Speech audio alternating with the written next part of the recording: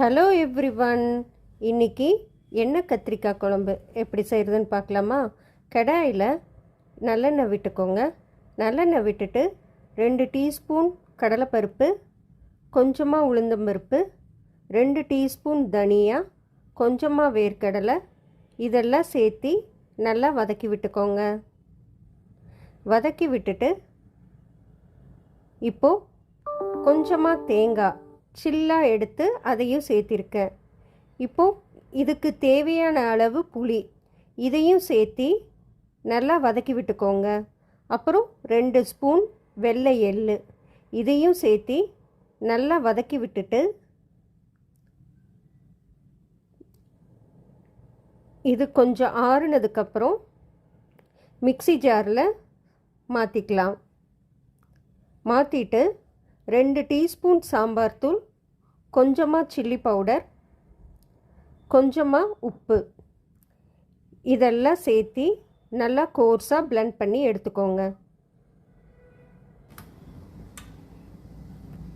அதோட கன்சிஸ்டன்சி இப்படி இருக்கணும்.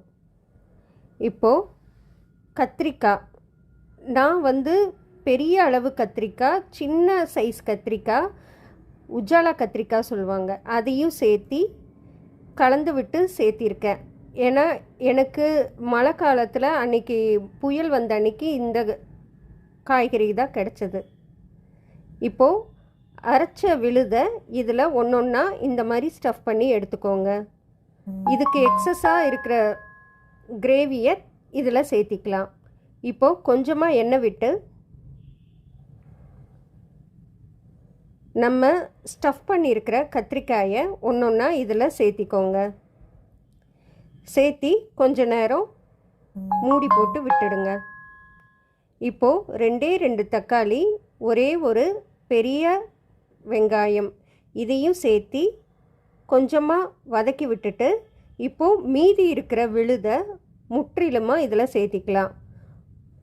கொஞ்சமாக 200 ml தண்ணி விட்டு கொஞ்சமாக உப்பு சேர்த்தி கொஞ்சமாக சில்லி பவுடர் சேர்த்தி கொதிக்க விட்டுடுங்க.